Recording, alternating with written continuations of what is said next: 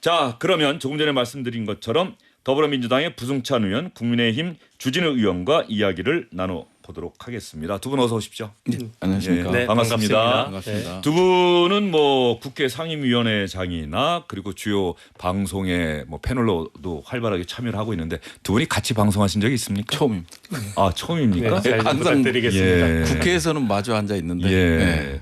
민주당이나 국민의힘에서 각 당의 논리를 내세워서 상임위원회장에서는 좀 격돌하는 모습을 제가 본 기억이 있는 것 같은데 어떻습니까?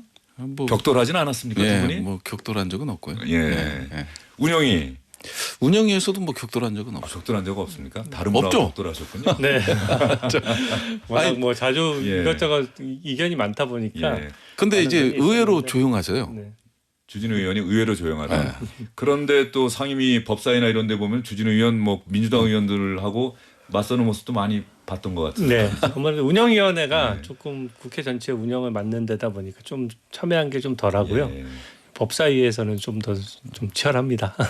법사위가 좀 치열한 것 같아요. 거긴 전쟁터죠. 그리고 비상계엄 사태, 네. 뭐 이른바 민주당에서는 내란 사태라고 예. 부르고 있는데 그때 또 국방위가 상당히 치열했었죠. 아 그렇죠. 예. 예. 국방위원회에서 부승찬 의원의 모습, 운영위 법사위에서의 조진우 의원의 모습 기억이 납니다. 오늘 두 분께 드릴 첫 질문은 제가 조금 전에 말씀을 드렸습니다만 한덕수 대통령 대행이 헌법재판관 후보자 2명을 지명했어요. 그런데 가만히 봤더니 헌법재판관은 대통령이 지명할 수 있고 국회가 지명할 수 있고 대법원장이 지명할 수가 있는데 두 사람 모두 대통령이 지명할 몫의 후보자인데 네. 대통령이 아닌 대통령 대행이 지명했다. 그래서 민주당은 상당히 강하게 문제 제기를 하고 있는데 먼저 국민의힘 주진우 의원은 어떻게 보십니까? 국민의힘에서는 뭐 대행이 용기를 냈다 이렇게 높이 평가를 하던데 네. 동의하십니까? 저희가 마은혁 후보 임명 문제에 대해서는 사실 대통령에 대한 탄핵 재판이 완전히 변론이 끝난 상태에서 마은혁 후보가 뒤늦게 들어가서 재판을 하지 않은 재판관이 이제 선고까지 하게 되니까 그 문제 제기를 했었던 네. 것인데요.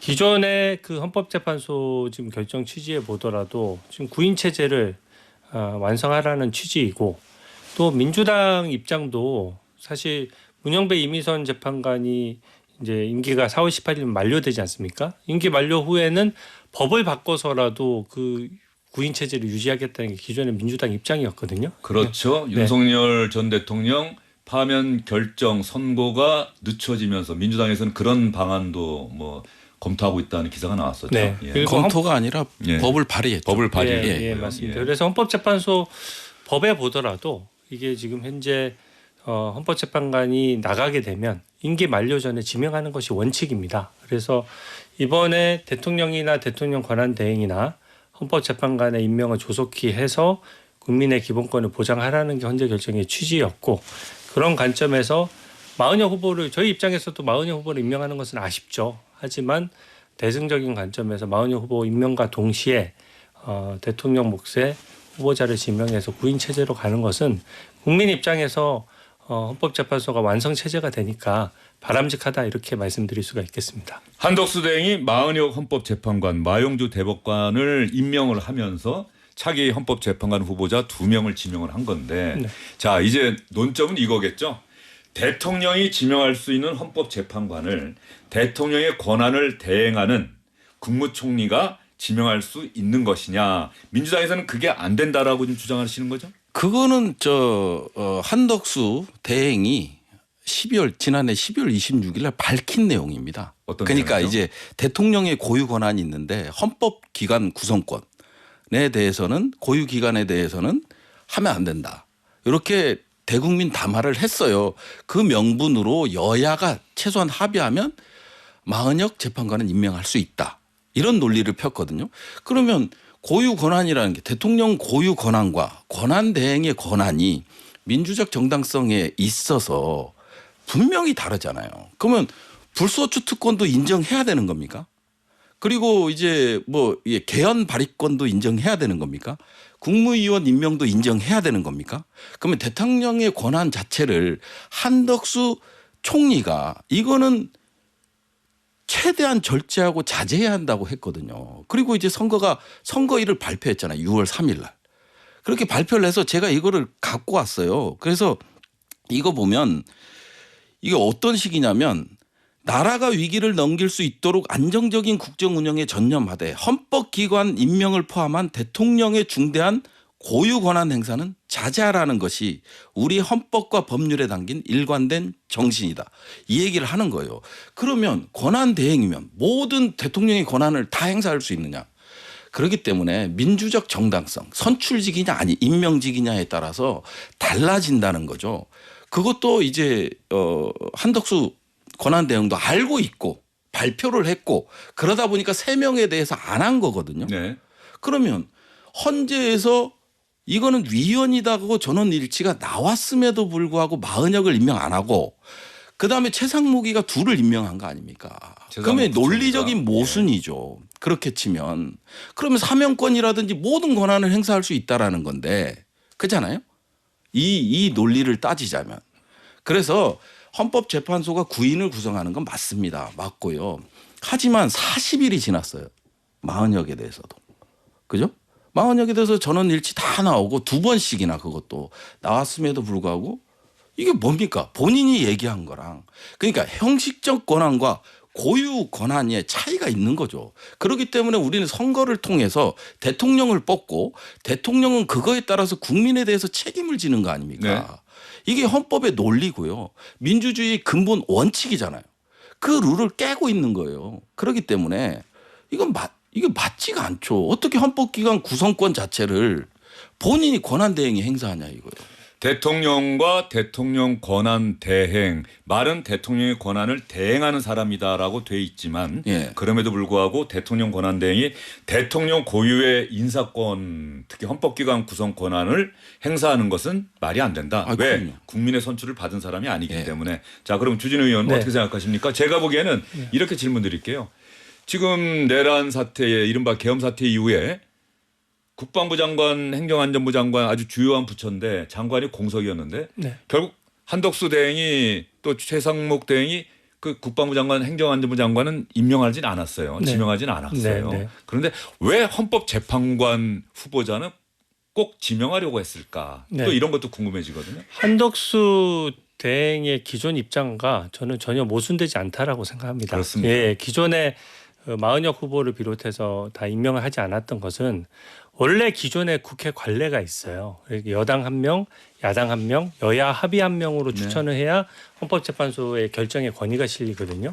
그런데 이제 마은혁 후보를 일방적으로 또 민주당만 추천을 하다 보니까 그 부분에 대해서는 헌법상 처음 발생하는 상황이 생긴 겁니다. 그러니까 그 당시 그 한덕수 총리의 입장은 뭐였냐면 여야가 한 번 더 숙고해서 협의해 달라는 것이었어요. 그러니까 내가 즉시 그 당시 민주당 입장은 사실 비상계엄 이전에 9인 체제에서 6인 체제로 만들 때까지는 오히려 민주당이 9인 체제에 대해서 전혀 급하지 않았어요. 근데 비상계엄이 터지고 나서 이제 대통령 탄핵 문제가 불거지니까 네. 9인 체제를 빨리 만들기 위해서 이제 그것을 계속 압박을 했던 건데 한 번 더 여야 합의를 주문을 했던 것인데 기다리지 않고 며칠 만에 굉장히 국익이 중대한 시점에 탄핵을 해버렸단 말이죠. 그런 이후에 지금 사정 상황을 보면 이 지금 이 그 헌재의 결정에서도 결국은 마은혁 후보 임명 문제에 있어서 대통령이나 대통령 권한 대행이나 대통령 권한 대대행조차도 다 똑같이 본 겁니다. 그래서 헌재가 다 똑같은 맥락에서 헌법재판관에 임명할 수 있다라고 본 것이고요. 아까 자제해야 된다라고 말씀하시는데 자제해야 되는 것은 맞죠. 근데 필수적인 국가 기능은 돌아가도록 하는 걸 전제로 하는 것이거든요. 예를 들어서 헌법재판소가 지금 이 상태로 마은혁 후보도 임명하지 않으면서 문영배 이미선 재판관에 대해서 후임자가 없어지면 6인 체제가 돼요. 그럼 몇 개월 동안 일반 헌법적으로 구제받아야 될 국민들은 아예 사건이 멈추게 되고 최소한 7인 체제가 되더라도 7인 체제에서 한 번도 헌법재판소에서 8인은 모르겠는데 7명 체제에서 선고한 적이 단 한 번도 없습니다. 네. 그러니까 이거는 이제 필수적인 국가의 중요 기능을 유지하는 데 필요하다라고 본 것이고요. 네. 행안부 장관 문제나 국방부 장관도 자제하고 있지만 만약에 국가 소요 사태가 나서 정말로 중요한 국가 위기 상황이 온다. 그러면 국방부 장관 임명 안 합니까? 임명해야 되고 임명할 수 있는 것이거든요. 그러니까 법률상 권한은 있는 것인데 가급적이면 그런 민주적 정당성을 존중해서 자제하는 것이고요. 저는 이 부분을 어떤 필수적인 국가기관, 국가 기능의 유지 차원에서 필요하다 이런 말씀을 드리고 싶습니다. 그러면 네. 제가 이 질문을 또 주진우 의원께 드려볼게요. 그 처음에 정계선, 조한창, 마은혁 후보자가 이른바 국회 추천 아닙니까? 네. 그렇죠. 네네. 거기에는 또 국민의힘에서 추천한 조한창 후보도 있었고. 네. 그런데 인사청문회 하고 절차를 다 마쳤는데 한덕수 대행은 결과적으로 그 당시의 상황이 3명을 다 임명을 안 했잖아요. 네. 그렇죠? 네. 한 번 더 합의를 안 했죠. 주문했던 여야 것이죠. 합의를 해라. 이건 국회 추천 몫이기 때문에 네, 네. 국회가 여야가 합의를 해오면 그때 하겠다. 네. 인사권을 행사하지 않았어요. 네. 그런데 이번에는 대통령이 지명할 수 있는 2명의 헌법재판관 후보자 몫을 18일이니까 다음 주 정도 되겠죠. 그리고 10일에 또 박성재 법무장관 탄핵심판 선고도 있고 오늘 마은혁 재판관을 임명을 하면서 2명을 바로 지명을 했단 말이에요. 네. 그러니까 이 부분은 대통령 지명 몫이기 때문에 이건 반드시 해야 된다라고 하는 생각이 있었던 것 같은데 네. 민주당이 반발할 것을 예상을 하면서도 이걸 할 수밖에 없었던 특별한 이유가 있었을까요? 근데 제가 아까 말씀드렸다시피 마은혁 후보를 임명하면서 했지 않습니까? 그리고 당장 4월 18일 이후에는 헌재가 마비되는 겁니다. 헌법재판관이 지금 대통령 탄핵 소추 때문에 이제 시선이 집중됐지만 실제 그 헌법재판은 굉장히 많이 열리고 있어요. 일반 국민들도 국가기관으로부터 어떤 헌법적인 침해를 받았을 때 헌법소원을 제기하고 위헌법률심판도 제청하는 것이거든요. 그래서 중요 사건 외에도 지금 대통령 탄핵 재판 사이에서도 그 일반 국민들에 대한 재판도 했지 않습니까? 네. 그럼 그 재판들은 다 멈추고 있겠느냐는 문제인 것이죠. 보통은 이런 현상이 일어나지 않습니다. 왜냐하면 구인 체제가 그 끝나기 전에 미리미리 여야가 협의해서 하거든요. 근데 이번만큼은 사실은 비상계엄 있기 이전부터 6인 체제를 민주당이 만드는데 상당한 책임이 있었고 그 현상이 지금 이어져서 비상계엄이라는 국가적인 아주 특수한 상황이 와서 대통령 탄핵 재판이 걸려 있는데 일반적인 일정 정당의 민주당의 의견만 가지고 뭔가 헌재를 구성하고 재판을 할 수는 없는 거지 않겠습니까? 그래서 여야 합의를 주문했던 것이고 이제도 그 현상의 유지 그 연장선상에서 지금 봤을 때 문영배 이미선 재판관의 후임이 임명 안 되면 국가 기능이 마비되는 것이니까 네. 그거는 현상 유지에 가깝다라고 해석을 한 것이죠. 부의원님이 하실 말씀이 계속 나와서 주진우 의원 얘기하는 동안에 아주 하실 말씀을 참지 못하는 모습을 보이셨는데 어떤 얘기를 하고 싶으신 거예요? 아니 이게 논리적 모순을 자꾸 얘기해요. 마은혁은 임명하면 안 됐죠. 그러면 합의가 안 됐는데 왜 임명을 해요? 그잖아요. 논리적으로 맞지가 않잖아요. 예. 맞지 않는 얘기를 구인체제를 만들어다. 헌법재판소법에는 7인 이상이면 심의도 할 수 있고 선고도 할 수 있어요. 네. 8인하고 7인이 무슨 차이가 있어요.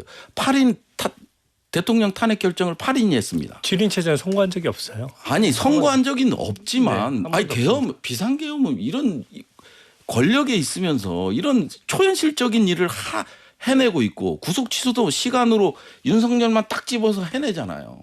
그러니까 전례가 없을 뿐이지 권한대행이 민주적 정당성을 담보하지 않는 결정을 해서는 안 됩니다. 그리고 이 거리기간이라는 게 길어져요. 상당히. 예를 들어서 대선이 6월 3일이 아니면 뭐 2년 정도 남았어. 그러면 권한대행이 할 수는 있겠죠. 그잖아요. 할 수는 있지만 그게 아니고 이제 불과 6월 3일이면 두 달도 안 남은 거잖아요.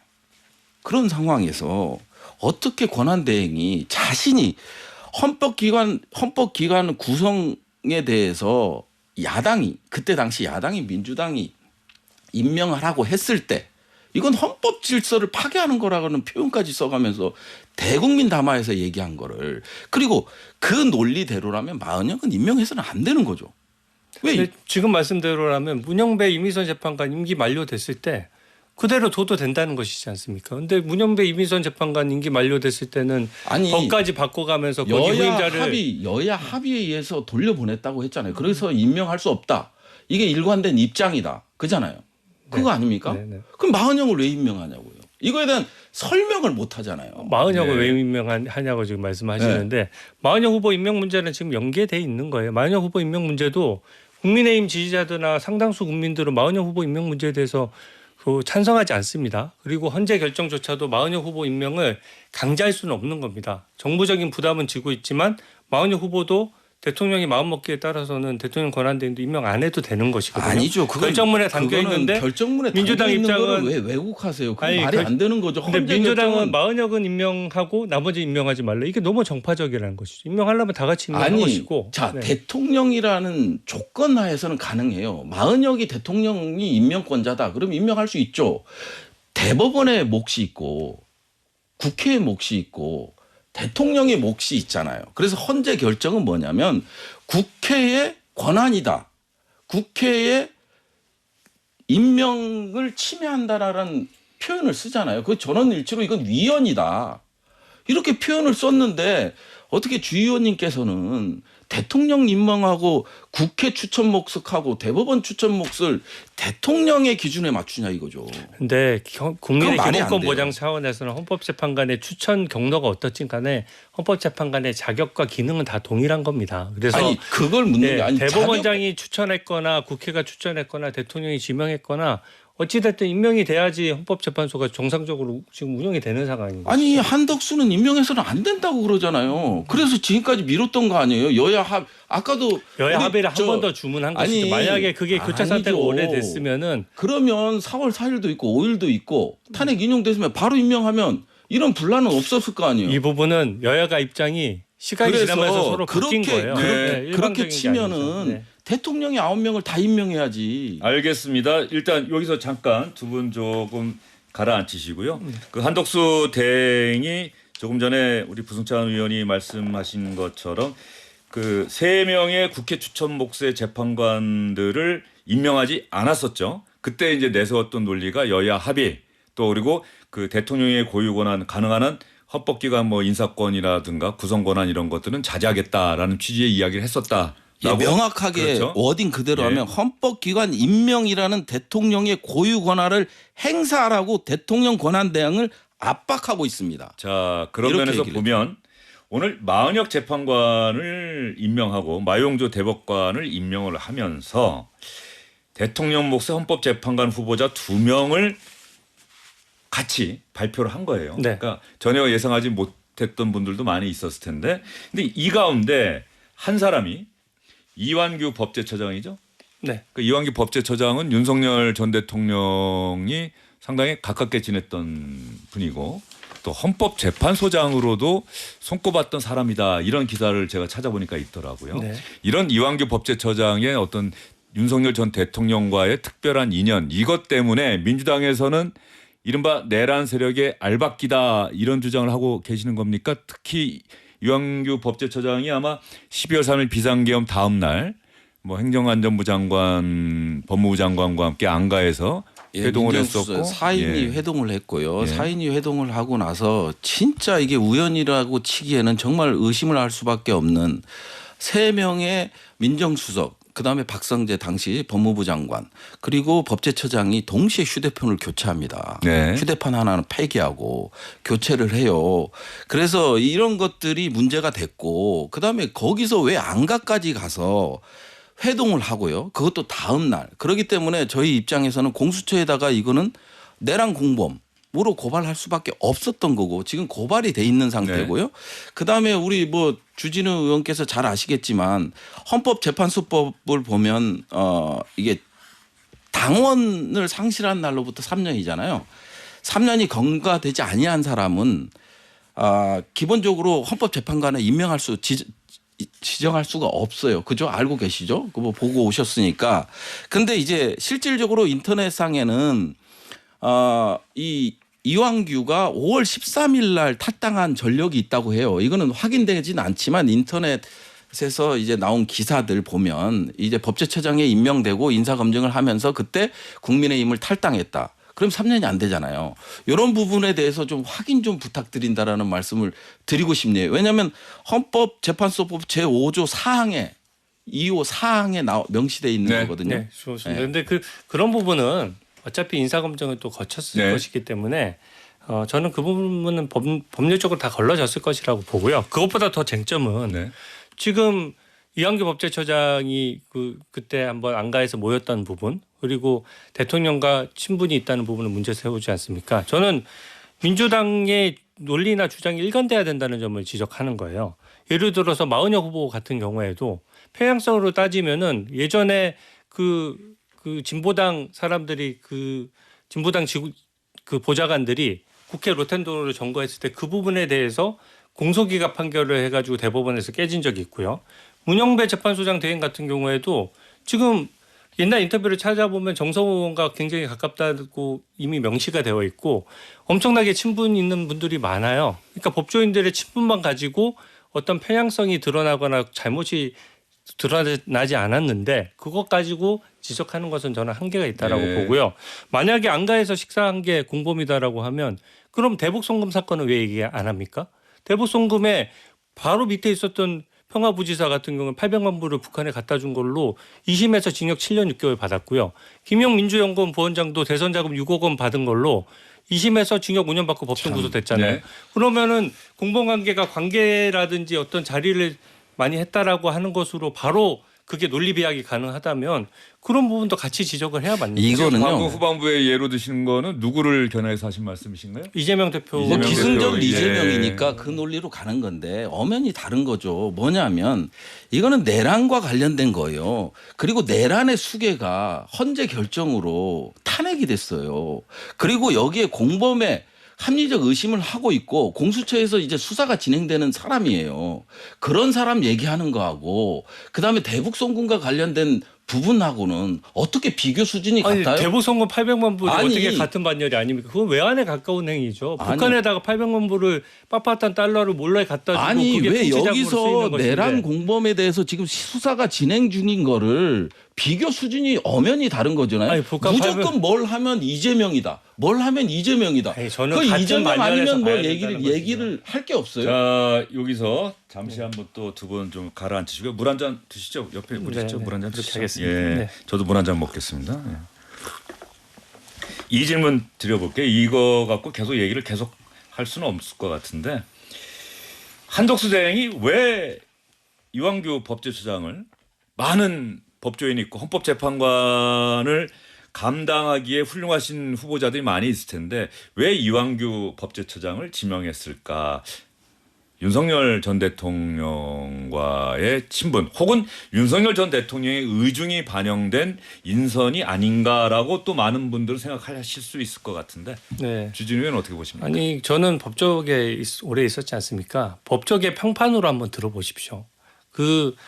이완규 법제처장 같은 경우는 그 처장을 하기 전에도 법학 박사이면서 굉장히 이론가로서 교수들하고도 엄청나게 많은 네. 연구를 많이 해오신 분이에요. 그리고 그걸로 이미 법조계의 정평이 나 있고 자질론으로 얘기하면 지금 민주당에서 그렇게 일방적으로 추천했던 마은혁 정계선 후보만 절대 못지 않습니다. 그러니까 인품이나 실력이나 검사 출신이죠? 예.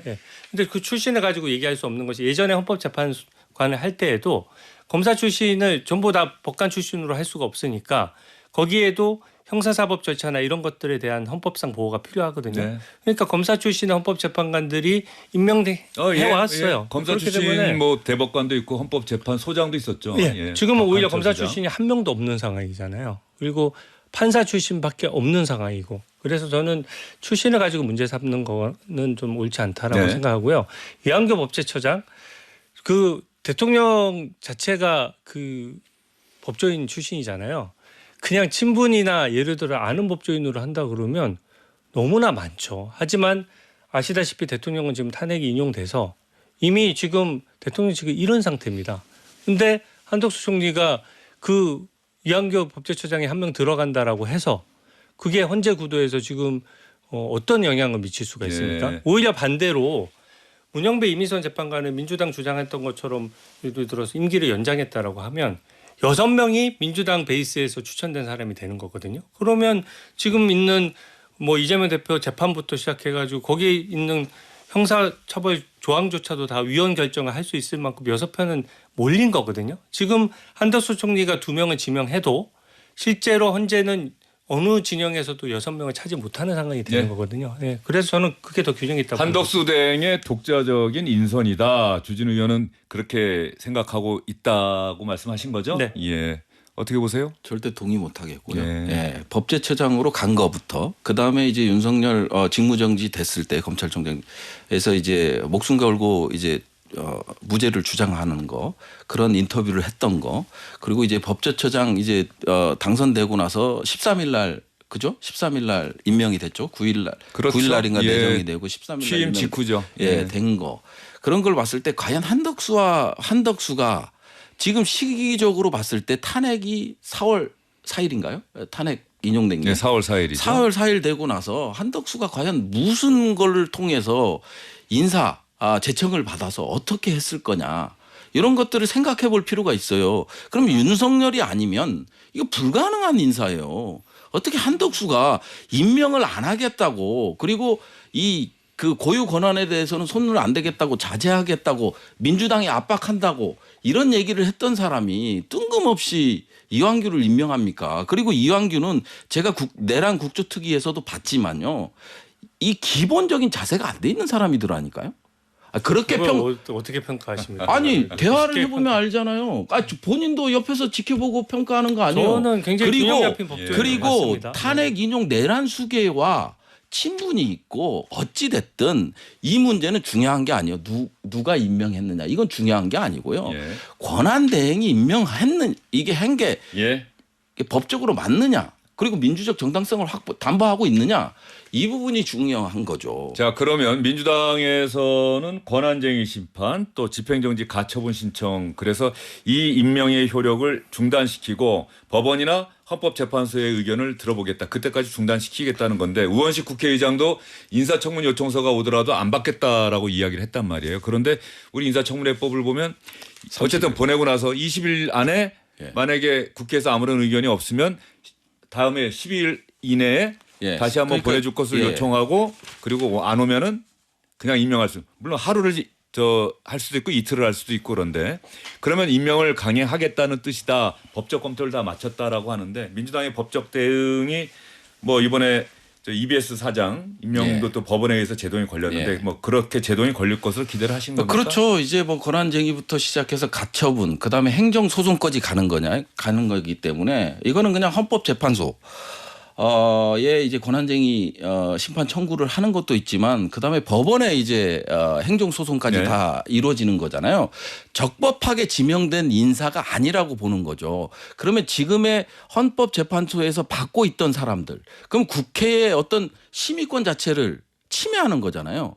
침해하는 것이기 때문에 국회의 인사청문회 심의권을 침해하는 것이다. 그래서 권한쟁의 심판을 청구하려고 한다. 그렇죠. 왜냐하면 적법하게 지명된 인사가 아니라고 보는 거기 때문에 그렇습니다. 그리고 아까 얘기하셨잖아요. 헌법재판소에서 놀고 있지 않다. 계속 심판을 하고 있다.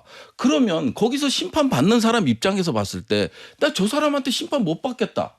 소송을 제기할 수도 있고 그잖아요. 권한쟁의 심판 또 청구할 수도 있는 거고 행정소송 청구할 수도 있는 거잖아요. 당사자 입장에서. 그러니까 권한대행이라는 게 아까도 얘기했지만 국민에 대해서 책임을 져야 되는 신분에 있는 대통령하고 엄연히 다른 거라는 얘기예요. 어떻게 이 전 국민이 투표를 통해서 선출한 대통령 국가 수반에 대해서 수반의 고유 권한에 대해서 권한대행이 이거를 지명을 한 거에 대해서 법적 조치를 안 한다는 건 말이 안 되는 거잖아요. 알겠습니다. 부승찬 의원 이야기 여기까지 듣고요. 우리 주진우 의원도 당연히 말씀하실 기회를 드릴 텐데 그 전에 이재명 민주당 대표, 권성동 국민의힘 원내대표가 오늘 한덕수 대행의 헌법재판관 후보자 2명을 지명한 데에 대한 이야기 들어보고 주진우 의원의 이야기를 들어보도록 하겠습니다. 한덕수 대통령 권한 대행이 자기가 대통령이 된 것으로 착각한 것 같습니다. 한덕수 총리에게는 그런 권한이 없죠. 좀 오버하신 것 같습니다. 그야말로 미스터 법질서입니다. 헌법재판관으로서 손색이 없을 뿐만 아니라 마흔역과 비교했을 때는 천양지차인 사람이다. 네, 이제는 여당과 야당이라고 부를 수가 없는 거죠. 대통령이 파면됐기 때문에 제1당과 제2당의 대표와 원내대표 이야기를 들어봤는데 늘 우리 청취자분들, 국민들이 뭐 정치권을 바라보면서 갖는 생각이 바로 이런 걸 것 같아요. 같은 사안을 바라보는 시선이 너무나도 정반대고 예측이 가능한 이재명 대표는 한덕수 대행을 강력하게 비판하고 있고 또 권성동 원내대표는 이완규 후보자가 아주 훌륭한 미스터 클린이다. 또 이렇게 이야기를 하고 있는데 주진우 의원 어떻게 정리하시겠습니까? 네. 또 민주당의 법적 대응 방침에 대해서는 또 어떤 생각을 갖고 근데 있는지. 이게 지금 기본적으로 민주당이 헌법을 사실 임의로 마음대로 해석하는 것에 대해서 제동이 걸린 적이 많습니다. 기본적으로 지금 탄핵소추만 하더라도 지금 몇 번째 계속 기각입니까? 그러니까 계속 이 헌법적인 논란이 있는 부분들을 각자 이제 정당이 유리하게 해석하다 보니까 나온 해석인데요.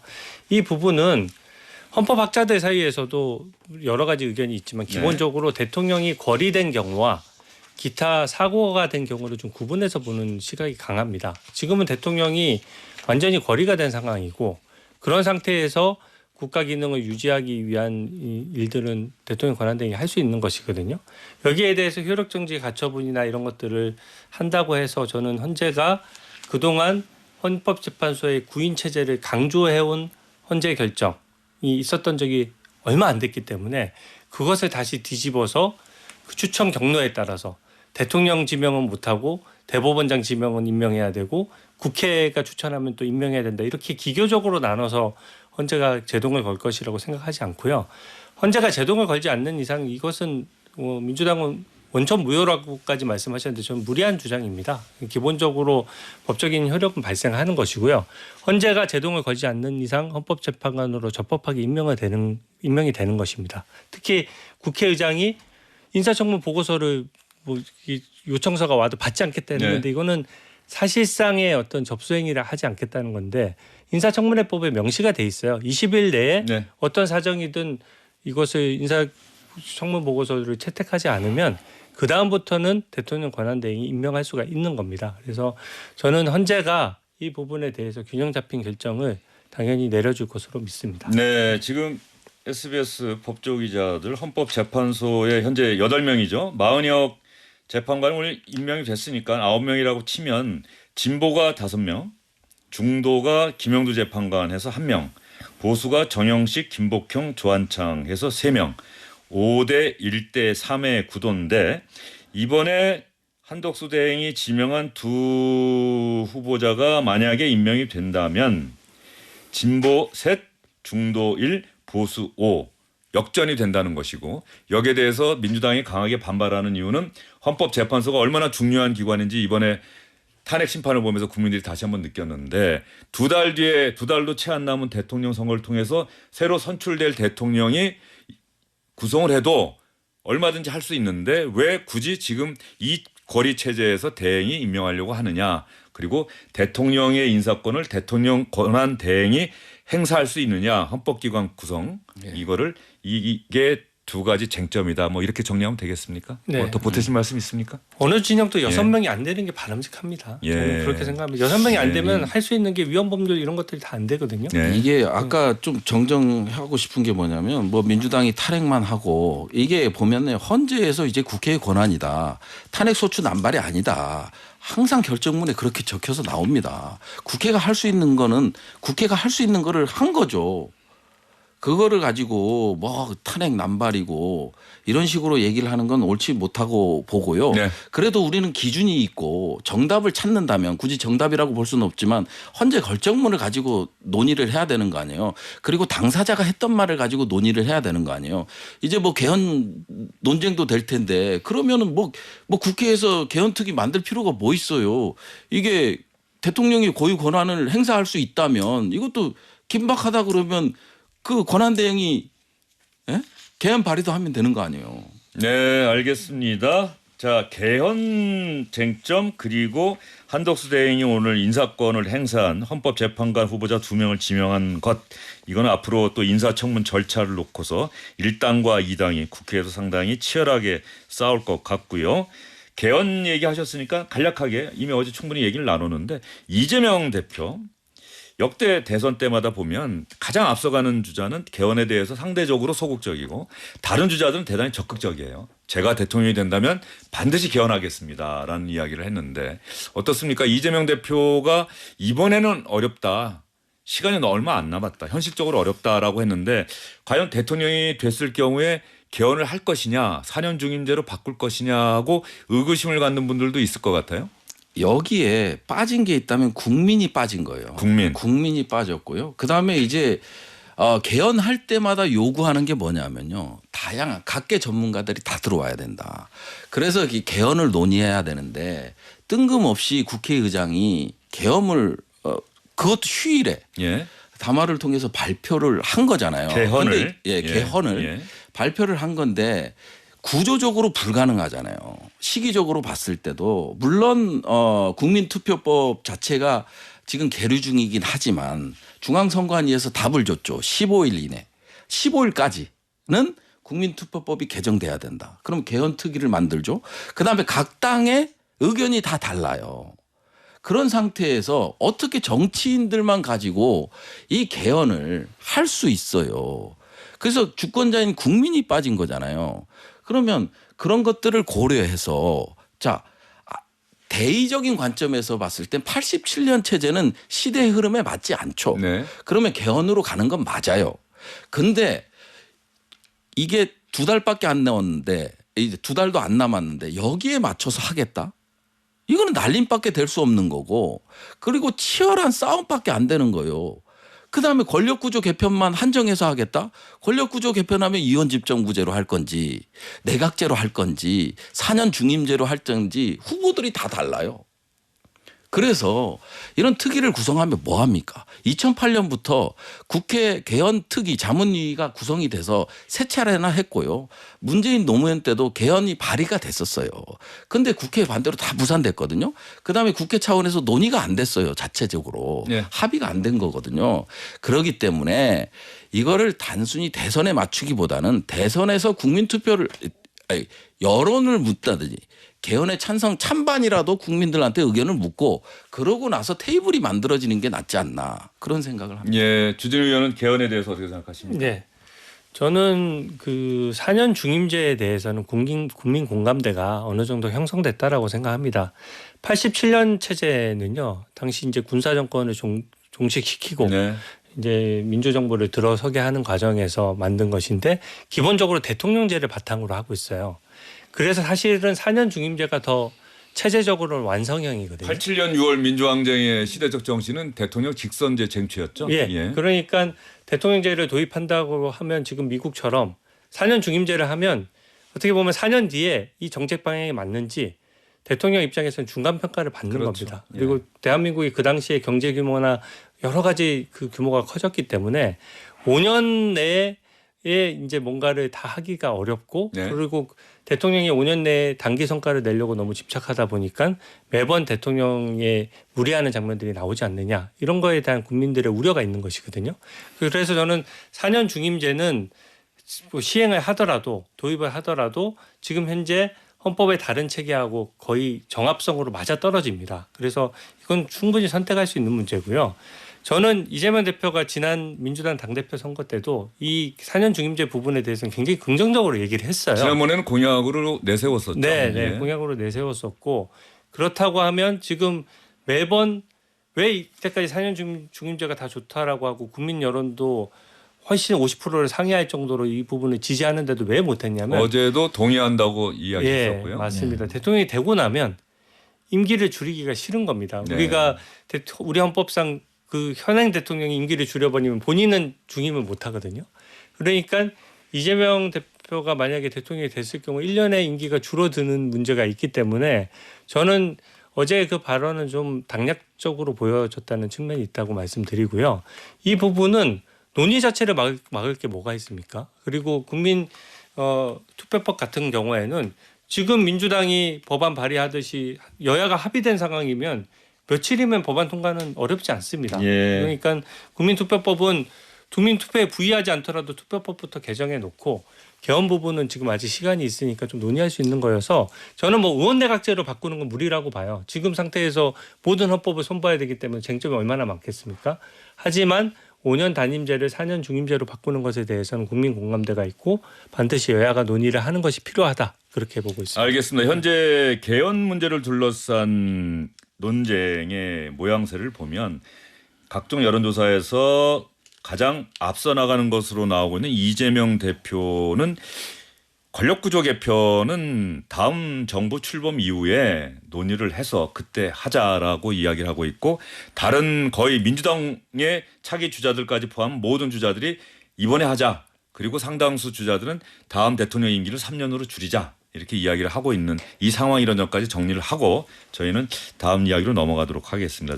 저는 사실 두 분 나오신다고 해서 이 계엄과 또 두 분의 정치권 입문과 관련해서 또 두 분이 가장 강점을 갖고 있는 부분에 대해서 질문을 하고 싶었는데 먼저 주진우 의원께 좀 질문 드리고 싶어요. 네. 저는 주진우 의원을 기사를 봤던 기억이 있어요. 윤석열 전 대통령과의 각별한 인연. 네. 이 기사를 본 기억이 있는데 그런 면에서 보면 윤석열 전 대통령이 주진우 의원을 뭐 발탁을 했다. 물론 또 국회의원 출마는 국민의 또 선택을 받은 것이니까 네. 그러긴 한데 이번 계엄과 그리고 파면 결정을 보면서 주진우 의원 정말 많은 생각이 있었을 것 같은데 지금 솔직히 심경이 어떠십니까? 네, 저는 검사 시절에 사실 직속상관으로 모시고 일을 네. 했습니다. 그래서 그때 어떤 공적인 마인드나 사심 없는 걸 제가 제 눈으로 직접 봤기 때문에 이제 존경을 해왔던 것이고요.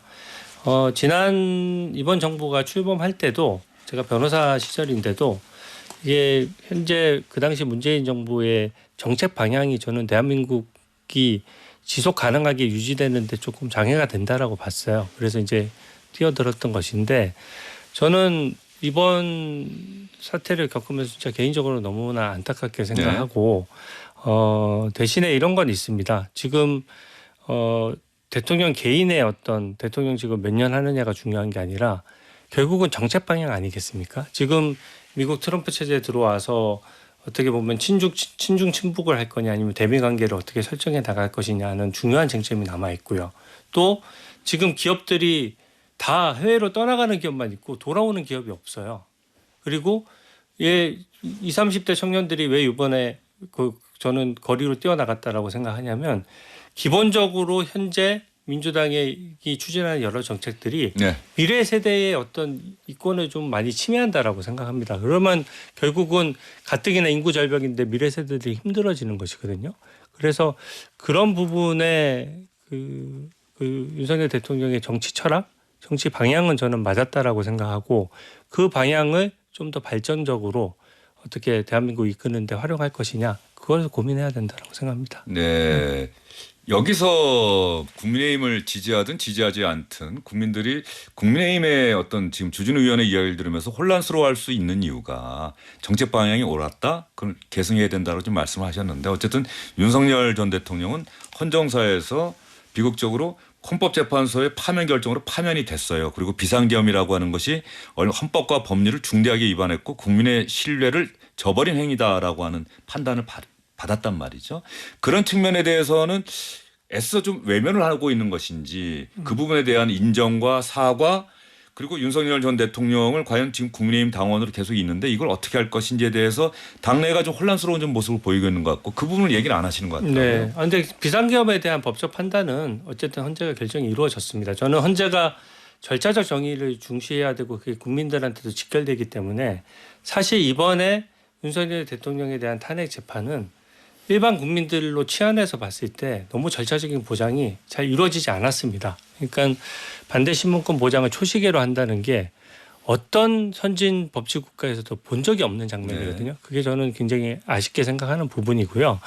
비상계엄은 저는 45년 만에 비상계엄 국민들도 놀라셨고 저도 잘못되겠다고 생각했기 때문에 비상계엄 해제하는데 가결표를 던졌죠.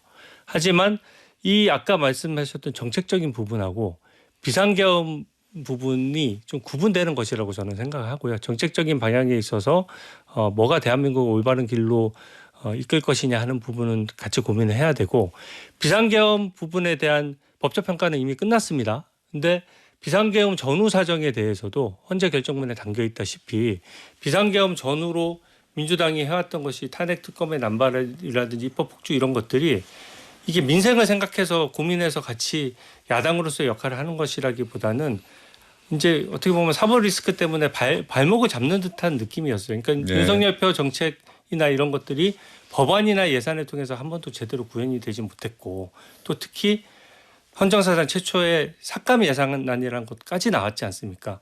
그런 부분에 대해서 저는 헌재 이 무대에서 이제 윤석열 대통령은 이제 어쩔 수 없이 내려왔잖아요. 그러면 이 헌재 결정문이 거울처럼 저는 이제 민주당 이재명 대표를 비출 것이라고 생각합니다. 그래서 지금처럼 당리당략만 내세우고 민주당이 대통령이 탄핵된 날 최상무 부총리를 또 탄핵 소추하겠다고 본회의에 올렸어요. 다행히 법사위로 빠지긴 했지만 그렇게 벌써 국민들에게 오만한 모습을 보인다라고 하면 그 부분 역시 바람직하지 않다라고 생각하는 것이죠. 알겠습니다. 자, 부승찬 의원도 또 이 부분도 하실 말씀이 많을 텐데 저는 이 질문을 드릴 테니까 민주당에서 비상계엄 선포할 수 있다라고 또 사전에 예고했던 것도 뭐 많은 분들 사이에서 회자가 되기도 했었고 특히 부승찬 의원은 예. 대통령실의 국방부 청사 용산으로의 이전 예. 여기에 천공이 개입했다는 의혹을 제기했다가 고발도 당하셨고 예. 물론 백재권 교수인가요? 예. 뭐 무속 전문가라고 하는 그 분이 다녀가셨다는 것은 확인이 됐었는데 예. 이걸 뭉뚱그려서 보시면 어떻습니까? 이번에 윤석열 전 대통령이 결국 파면 선고를 받았는데 첫 단추부터 일단은 잘못됐고요. 정책 방향이 옳지 못했다고 보여지고요. 그 전에 제 얘기를 하기 전에 탄핵 남발을 했다고 헌재에서 네. 얘기한 적은 없고요. 탄핵 남발이라는 표현은 그냥 만들어내신 표현 같고 국회에서 탄핵 남발이라는 표현은 안 썼거든요. 헌재 결정문에서 그걸 논의한다는 것 자체가 좀 사실 아니 무리한 그 얘기는 겁니다. 탄핵 남발이라는 표현은 쓴 적이 없고요. 그 계엄 전에 2건밖에 없었다 이 표현은 있었어요. 예. 네, 그거는 해주고 처음 첫 단추부터 잘못됐죠. 만일 미국의 사례를 보면 뭐 바이든이 됐건 트럼프가 됐건 당선되고 나서 인수위에서 펜타곤으로 들어갈 거야. 그러면 취임 선서를 못 하겠죠. 그러니까 시스템을 붕괴하면서 들어왔어요. 애초에. 예. 그리고 이제 거기에 따른 이제 법 위반이 많아요. 뭐 국무회의 이제 헌법 제 82조부터 국무회의 심의라든지 이런 것도 전혀 이루어지지 않고 문서로 부서된 것도 없고 그다음에 예비비가 남용되고 여기서부터 완전 시스템을 대통령 취임하기 전부터 파괴하면서 들어왔어요. 그래서 정책 방향이라는 거는 결국은 이 정책이 어떻게 갈 것이냐. 결론적으로 뭐 진보 보수를 나누고 싶지는 않습니다만은 진보와 보수를 나눴을 때 가장 중요한 거는 뭐냐면 목표는 같아요. 결국은 국가의 번영이죠. 국민들의 생명과 안전 그리고 국민들이 잘 먹고 잘 살게 하는 것들이 이제 권력자들의 기본적인 목표잖아요. 그 과정에 있어서는 차이가 날 수 있어요. 그런 것들을 가지고 이제 문재인 정부가 정책이 방향이 잘못됐다. 그거는 그러기 때문에 투표를 통해서 투표를 통해서 내가 권력을 위임해 주는 거 아니야. 내 권력을 네가 이렇게 해서. 그래서 국민들이 권력을 위임해 줘서 잘 쓰라고 주는 거죠. 그러면 잘 쓰지 못했을 때는 이 권력을 뺏어오는 거죠. 헌재에서도 얘기하잖아요. 그게 민주주의 절차에 나와 있고 이게 선거다. 네. 총선을 통해서 하면 되는 거다. 근데 그것조차도 안 지킨다. 그러니까 국가 시스템이나 민주주의 자체, 정체 자체를 아예 파괴하면서 갔던 대통령이에요. 그렇기 때문에 이 국방부 이전요. 정말 이거 아무것도 아닌 것 같지만 정말 심각한 거예요. 예? 어느 나라가 어느 민주주의 국가에서 기본적인 정책 결정 과정에서 이런 정책 결정을 하는 데가 어디 있습니까? 그런 관점에서 봤을 땐 윤석열 정부 뭐 잘한 것도 있겠죠. 나중에 뭐 공과를 따지면 잘한 부분도 있겠지만 시작부터가 첫 단추부터가 국가 시스템을 파괴하면서 가고 법을 유린하면서 들어갔던 부분이에요. 제가 대통령실 이전 때 대변인을 하고 있었어요. 그리고 그 법들 국가재정법부터 시작을 해서 그 군사 그다음에 국방시설에 관한 법률 헌법 이것들이 얼마나 많은데요. 위반한 사안들이. 그리고 대통령 국방부 건물을 대통령실로 쓰기 위해서는 허가를 해줘야 될 거 아니에요. 그죠? 종합관리계획에 따라서 기재부의 승인을 받아야 되는 그런 식으로 대통령실 이전부터가 법을 아는 분이 법을 깨고 가고 있잖아요. 그러다 보니까 어떻게 해야 되겠어요?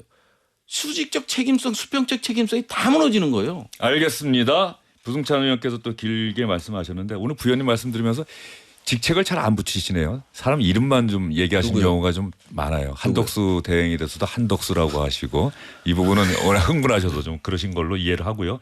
그 말씀하신 거 제가 확인해 봤는데 이례적으로 많은 탄핵 소추로 인하여 이런 표현이 있었고요. 결정문 요지문에 문영배 대행이 읽은 것 그리고 야당의 전횡으로 국정이 마비되고 점점점 막중한 책임감을 느끼게 되었을 것으로 보인다. 물론 그러나 그럼에도 민주주의와 조화될 수 있는 범위에서 이루어졌어야 한다. 이렇게 또 지적을 했다는 점 말씀드리겠습니다. 오늘 두 분과의 말씀 시간 가는 줄 모르고 들었는데 일단 시간이 거의 다 됐습니다. 저희 광고 한번 들으시고요. 다시 한번 두 분과 인사를 드리도록 하겠습니다.